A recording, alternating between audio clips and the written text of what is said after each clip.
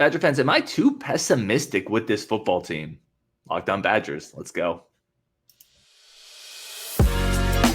You are Locked On Badgers, your daily podcast on the Wisconsin Badgers. Part of the Locked On Podcast Network, your team every day.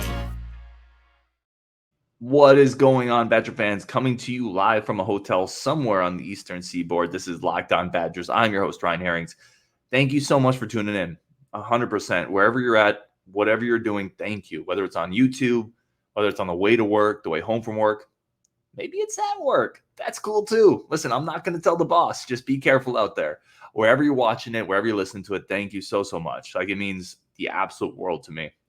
Today's episode brought to you by FanDuel. Make everyone want more. Right now, new customers get $150 back in bonus bets with any winning $5 bet. That's $150 with any winning $5 bet. Visit FanDuel.com/lockedon to get started. Okay, so it's been a minute since we've gone back and forth, right? It's been a minute since we've had a little tit for tat, a little repartee. I don't know if that's the right word, but we're going to get into the comments, questions, DMs. There's a lot of good stuff that gets sent, and I think it's the best way to just chop it up on the community. So let's get into it. The first question we got here, first comment was from 608 Pine. Why does it seem like you're the most pessimistic of, I think you meant to say of the three, like me, Justin, Rajiv, on the football team? Why am I the low man on the football team this year?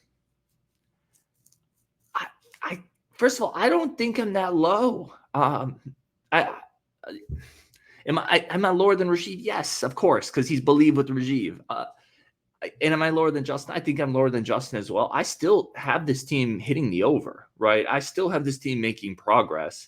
I'm not trying to be defensive. I'm going to answer the question, I promise you. But I just want to frame it in a way that I actually don't think I'm that pessimistic. You know, I think this is an 8 or 9 win team. 8 or 9 wins in year 2 of Fickell after 7 last year against a much better schedule. So I have us improving in a win-loss category against a much tougher schedule. To me, that's a really good positive forward step, right? Because you could easily argue, I mean, if you wanted to, and I'm not making this argument because I don't believe it, but you can argue just finishing 7-5 again, but against albeit a much harder schedule, is also a sign of improvement. I think this is an 8 or 9 win team. So I actually don't feel like I'm that pessimistic. I think there are reasons, though, I believe I'm lower on the Badgers than maybe some Badger fans, maybe some other people. And it starts with y'all. Like, it started, we did a big poll, a big throw out question on Twitter, Discord, the subtext, all these places, and said, who are the top 10 players on the Badgers, right? We did this show a couple days ago with Rajiv. Tyler Van Dyke finished 14th in the voting. And I said it during the show. If he's the 14th best player on this team, if he doesn't at least rise a little bit as the quarterback, you're probably not going to have the year a lot of people think. And this is a quarterback who could be much better than that. Like, you can optimistically look at Tyler Van Dyke and say the physical tools. I mean, Miami didn't put a great system around him. A system constantly changed. Like, he could be better. He absolutely could be. But there's also a chance he is what it seems like the majority of Badger fans think he is, and that's the 14th best player on the team-ish.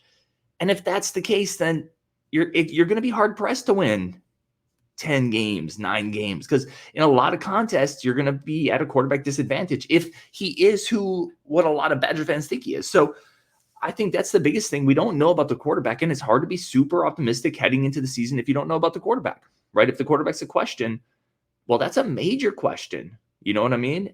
So that's a big part of it. And then I think I'm still at the point of, I don't know if this team has the star power on the defense line. You go back and you look at the really good teams in the Big Ten, the teams that have competed for conference championships, the teams that win big games. They generally have a disruptive dude up front. They're generally better than average, right? They're generally excellent, right? They generally have a first or second round pick if you're looking at the top of college football. I'm not sure if we're there. Certainly, James Thompson Jr. is a solid guy. I think Curtis Neal's in line for a step up. I'm excited to see what some of the transfer portal guys do. Like, I think they brought in 2 guys that can both play in that front and that 2 deep.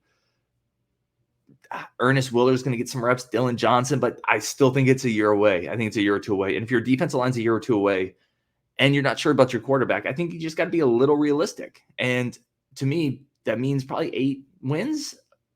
And I think that's a good year. I would be very good with 8 wins as long as the losses weren't bludgeonings, right? You can't win 8 games and then get murdered by Ohio State, right? You got to be in the games, but I think 8 wins is a solid season. I think they can get to 9, which would be a great year, and you could sell momentum. So I'm sorry, that was long-winded. I think my pessimism, though, if you do call it pessimism, stems from my questions at the quarterback spot still, and my questions along the front, the defensive line in the trenches. And there's a few other spots, but I think those are where my questions are. Good question, though, 608. This one, and I forgot who wrote this, but he sent it in. A better chance of 10-2 or 6-6. I want you guys on this too. In the comment, guys and gals, in the comments, does this team have a better chance of going 10-2 or 6-6? That's a tough one. That's a great question. I think the truth is neither are likely. I've already said it. I don't think they get to 10 wins, but I also think they hit the over. I don't think they get 6 wins either. But if you were going to really force me to bet my mortgage, right? And again, I probably would say 6-6 is more likely than 10-2 because of how difficult the schedule is. And I think the variability at quarterback, I think there's a better chance potentially we struggle there than we're elite there, which means I think there's a better chance potentially we hit the bottom floor than the top floor. Again, I don't think that's likely, right? But if you're asking me what I think is most likely 10-2 or 6-6, I'd probably say 6-6. But I don't think that's likely. This is a hard question. I think the truth, again, is going to be an 8 or 9 win team that is really solid, shows improvement in a lot of areas. Again, I'm pretty positive. I'm a positive guy. Doggone it. Yeah, it's maybe sound like the Grinch. Hannah says, Hannah, good friend of the show, says if Nelson is sound, he could be top 5. Yeah, going back to the show we did with top 10 players, Nelson is definitely a guy who I think, and I agree with Will, I don't know about top 5, but I think he can definitely raise his stock a lot. There's physical tools there. There's experience. There's nastiness. He's got a lot of what you look for in an offensive tackle. And I think last year, something we didn't talk about enough, the scheme change and getting used to a new coach and a new type of blocking. I think it did affect him a little bit. We saw him get better as the season went on. I agree. I think he could take a big jump. And then suddenly you have Malman and Nelson on the edges. That's a pretty good bookend group of tackles, actually. Like you could do, there's not going to be a lot of tackle bookends that are better than that in college football if Nelson can take a step. So I agree. I think he can definitely take a step up. Greg Lincecum, Ches is due for a great year. I agree, Greg. Let's get on this bandwagon. If you remember, TJ Watt was often injured until his last year. That's a good point. I'll say it repeatedly. I'll beat this drum. I don't consider Ches an injury-prone dude. I consider him an unlucky dude. Now, maybe those two things are the same, right? Maybe I'm splitting hairs there. Ultimately, you either play or you don't. I get that. It is kind of black and white. But you're right. Sometimes players are hurt until they're not, right? We've seen other examples of that. TJ Watt's a good one, dinged up a lot until he suddenly wasn't, right? I think there's a huge element of luck with Ches. I think he's going to have a good year. I'm really hoping for him. I'm really rooting for him. There's a couple guys on the team, like Aaron Witt's another one. Like you just root for them because they've been through so much from the injury standpoint, the rehab standpoint. Bro, like they put in the work. They put in the grind. Get healthy and ball out. I'm really rooting for those dudes. Tim P says, Rukeem, on the younger side of his class, he'll add 10 pounds for just naturally filling out. Measurables are just as good as any top 20 cornerback in this class. I love that, Tim. Because, hey, good point. Like he is on the younger side for this class, so he's got more ups. He's got more growth in him, and he's just naturally going to get bigger. And people often mistake, well, he get bigger, so he'll get slower. No, if you put on muscle and you get bigger in the right way, you get faster. Like go look at sprinters for the U.S. national team, the Olympics teams. Those aren't twigs. Those are dudes developed physically, right? If you put on weight the right way, you get faster. Rakeem's going to get faster. And he's right. Tim's nailing this, right? Like a framing hammer and a nail. He's crushing this. Like Rukeem has great measurables. Long, lanky, he's going to run. There's a reason he's a 4-star cornerback. Like this is an excellent pickup. Dan says, I just want to believe with Rajiv. Go do it. Absolutely. Like I want to believe with Rajiv. Are you kidding me? I'm just not sure if I'm quite there this season. But Dan, fan out, man. Fan out. Go believe with Rajiv. I'm 100% there. All right, we're going to take a quick break for our friends of the show. Come back. Some pushback to where I had Rico ranked on my top 10 list. I had him at 3rd. Some interesting pushback for that. We'll get into that next on Locked On Badgers. But first, a quick break for our friends of the show over at LinkedIn. LinkedIn, listen, We talk about recruiting on this show a lot because talent acquisition is the name of the game, whether you're building college football rosters, whether you're recruiting in college football, EA Sports 25, or you're a hiring manager. You're trying to sort through the resumes. You got to fill the position. Maybe you were filling an HVAC position. You need the right dude in there because people are overheating. The offices are getting hot. Sally's getting frustrated. Work's not getting done. The collating's not collating. You got to find the HVAC guy. And you got interviews and resumes and this and that. Let LinkedIn chill it off for you, right? Let LinkedIn get you the right person through the door because they're going to have screening tools. They're going to get rid of the riffraff that doesn't know HVAC from HPAC, right? You get the right people in the door the first time consistently. It'll save you time. It'll save you headache. It'll save you hassles, and your job will benefit from it. Your company will benefit from it. That's what LinkedIn is here to do. On LinkedIn, again, small businesses continue to rank it as the number one hiring platform for a reason. Post your job for free at linkedin.com/lockdowncollege. That's linkedin.com/lockdowncollege. Post your job for free. Terms and conditions do apply. All right, next comment here. I want to get into this one from Arrogant P. He says, Ryan always brings up the 7 interceptions as if Rico was otherwise average. Rico was locked down all of last year. He'd be a top 3 player if he had 0 ints. Did he even give up a single touchdown? People should get over their biases when proven wrong. I love Rico. So let's tackle the first part of it because I think the first part's easy. I bring up the 7 interceptions in the sense of he's not probably going to do it again, but also I've said this a lot. You don't luck your way into 7 interceptions. I bring up the 7 interceptions as a point to prove to validate the year Rico had. Right, I've said it consistently. You don't just randomly get 7 picks. Now, there's an element of luck in interceptions, but there's also an element of preparation, hands, anticipation, ball skills, awareness, film study. Rico's awesome, right? I love Rico. So I all I'm saying with the 7 picks is it's a validating point, but don't expect it to happen again because it's really hard to get 7 picks, right? And there's an element of quarterbacks will just not throw at you. We saw some of that last year with Rico already. So I don't know what the bias there is. I coming into last year, I didn't think Rico would be the player he was. I was wrong. Like I really tried to not be the arrogant guy who dies on a hill. Like I was wrong. Capital W. Rico was way better than I thought he'd be last year. He crushed it. But there's no biases anymore. Like he's a star. Rico's one of the best cornerbacks in the Big Ten, period. Let's see. This one's from user NV. This just in. Rico Hallman has entered the transfer portal after the Locked On Badgers host rated him as only the 3rd best player on the team, despite just having a 7 interception season. What do you mean just rated him as only the 3rd best player on the team? That's really good. I have him behind Hunter Wohler and Will Pauling. I have him as the 3rd best player on this team. And listen, I could flip-flop Pauling and Rico depending on what day and where I wake up on the bed and how much caffeine I have. Like, I think he's a star. I don't know what, did you want him number 1? And then am I disrespecting Hunter Wohler? And then am I disrespecting Will Pauling, who had 70-plus catches last year? Like, I think there's, like I said, we did the show with Rajiv, and we said, how many stars are there on this team? And I'm curious what everyone listening to the show, what do you think? How many stars, like legit stars, are on this team? Because I have Rico in that category. I think Hunter's a star. I think Pauling's a star. I think Ricardo's a star. And I think there's a couple guys who could potentially jump into that realm too. I think Jaheim Thomas is a star. I don't think you do what you did in the SEC and not be like that dude. I think Renfro has a possibility of being a star. I think Malman has a possibility. A couple other guys I think could jump in there, but I love Ricardo. I had him 3rd on the team. I don't know what more you want. So it's just interesting though, right? It's interesting how people see stuff and interpret it in maybe different ways than you had anticipated. Match said, speaking of stars, I really think we need to have 2 or more star offensive players to get 9+ wins in the new Big Ten. Yeah, I agree.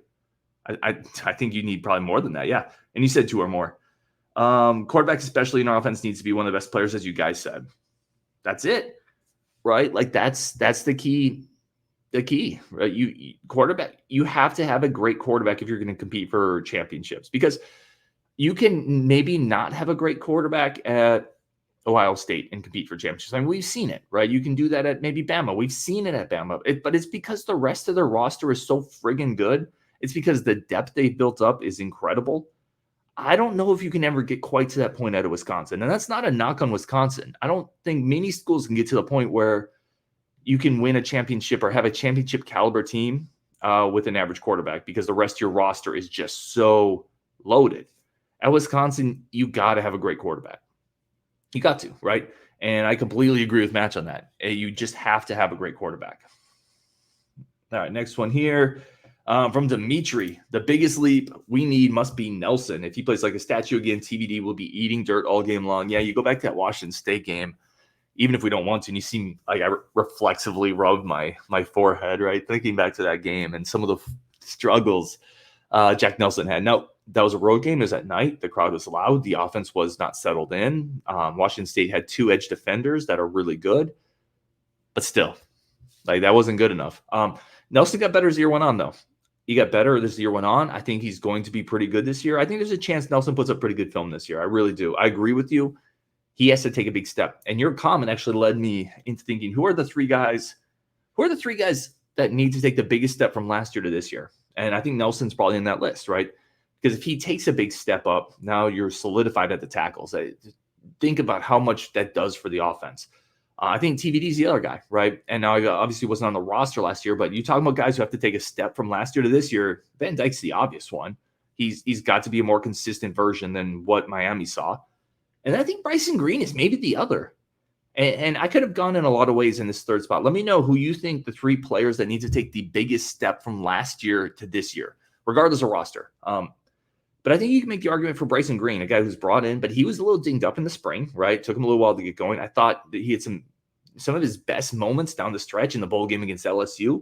Like if we get that version of Bryson Green, kind of the version that we were hoping for, and now you pair him up with the slot receivers we have, that you could be cooking. You could be cooking with oil there. So Bryson Green's one. I think Nizer Forkran's another one that you really want to see take a big jump forward. A couple of the defensive linemen would fit into that bill. James Thompson, but I just don't know how much more upside Thompson has in his game. He feels like he might kind of be a bit of a finished product, but Curtis Neal, that is somebody you could point to as got to take a big step.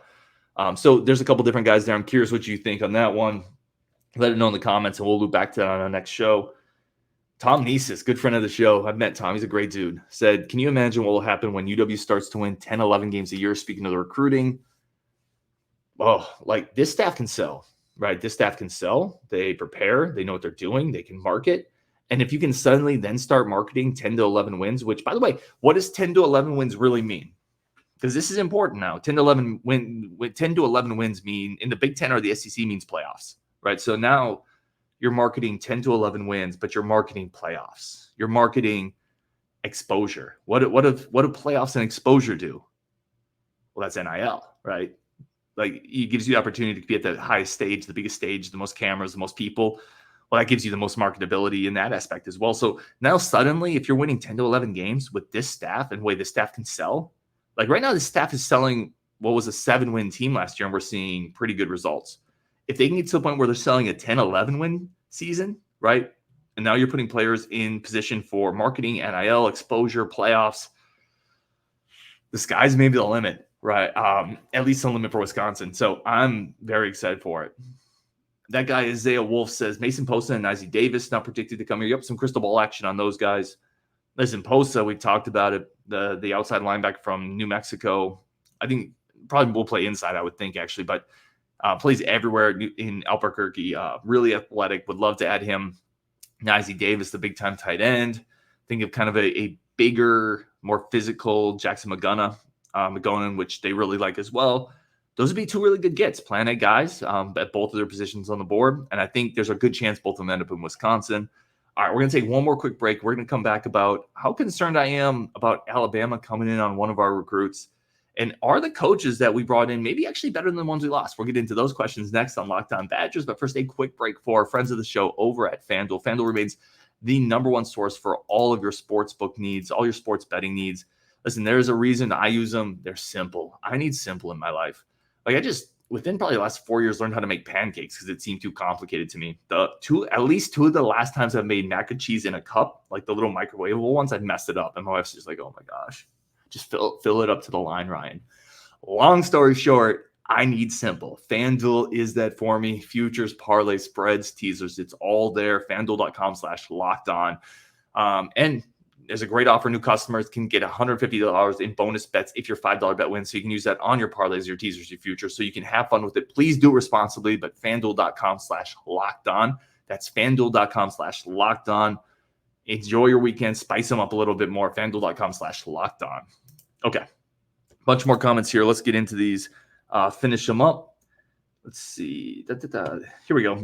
Mark says, are you concerned Alabama will flip them? This is in relation to Logan Powell, who had an Alabama visit coming up. Let me put this.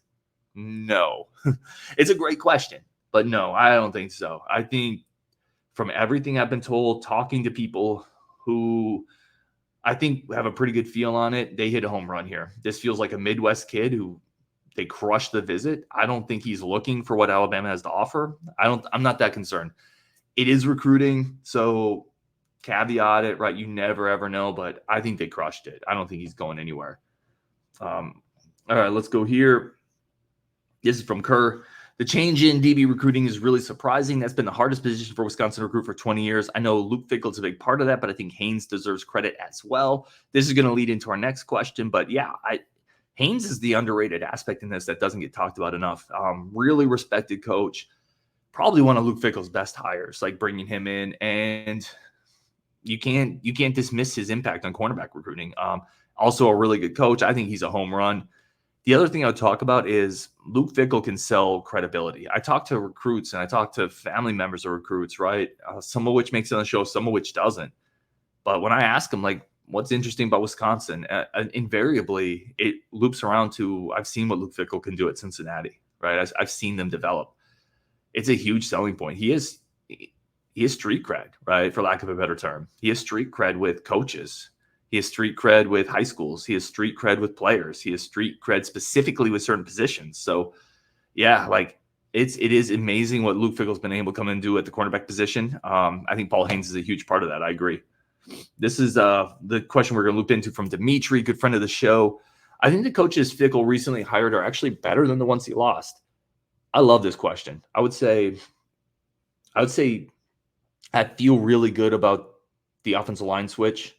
I think Blazek is a guy. Blazek is that dude. I think Guyton is going to turn out really well as well. I still kind of wonder if losing Hitchler sets us back in recruiting a little bit. Like those East Coast ties were real. I'm not sure. Listen, the jury's out, and I'm certainly not in the position to say who's a better X's and O's coach for any of these guys, right? But we can read the room. We can talk to people who know. We can see recruiting results.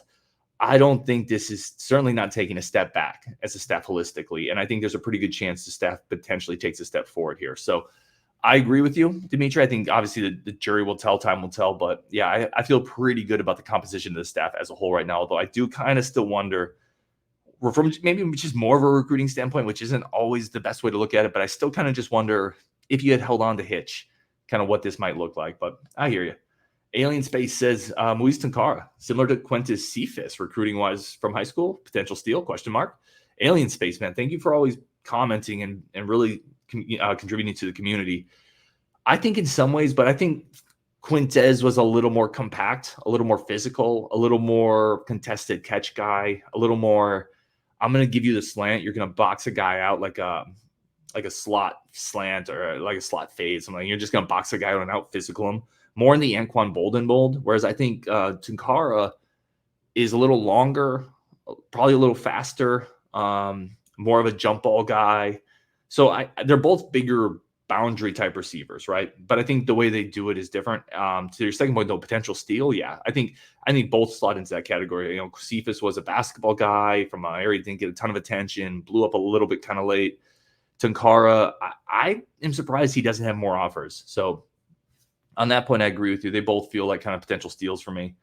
Corey Curry, Badger fan, living in Chandler, Arizona. Brophy, which is Logan Powell's school, is a great program. Good pickup for us. What's up, Corey? Appreciate you chiming in, man. Badger Bill 336. Can we just admit that Jimmy wouldn't have gotten the recruits? Yeah, listen, we're talking about the 24 and the 25 recruiting classes. Would, if Jimmy Leonhard had been the head coach, would this have happened? No. The answer is no, right? And I want to be very clear when I say this. Like, that's not a knock on Jimmy Leonhard. I just got done talking about the cachet that Luke Fickell walks in the door with, right? Like, his cachet has cachet. It has gravity, it has weight. Like, for Jim Leonhard just wouldn't have that gravitas out of the gate because he hadn't brought a team to the playoffs, right? So it doesn't mean that eventually Jim Leonhard wouldn't be able to recruit at this level, but out of the gates, no, I don't think he would have. And I don't think it would have been fair to expect that from him, which is why I think and still think it made sense to make the move, right? If you get a guy like this, for all the reasons we're seeing on the recruiting trail, you got to go get a Luke Fickell if he's there. And it's not a knock on Jim Leonhard. It's high praise for Luke Fickell, deservedly so. But I agree with you. I don't think he would have got those. This is from A Hills. He said, Ryan, we hate Iowa. This was in a response to a previous show. Someone asked me, I forget what show it was, and they said, yeah, you probably hate Iowa. And I'm like, I don't really hate Iowa. I'm curious, like, what's the general consensus here? Am I on an island or is A Hills on an island? Listen, I don't cheer for Iowa, but there's only a few schools like I hate, and even hate's kind of a strong word. But Minnesota's in that category. Let's see who else for me. Michigan's in that category for me, especially after last year. Like, Michigan is in that category. Their fans, the pompous nature of it. Notre Dame's mostly in that category. Like, Iowa to me is just not in that category. I've always kind of felt like they're a stepbrother to us, like a slightly uglier, not as hip stepbrother from the country who didn't grow up with culture. Right? I don't know. I don't hate Iowa. Let me know. Maybe I'm on an island there. User NG says Locke will start this year. Yeah, I probably agree. More. Let me paraphrase.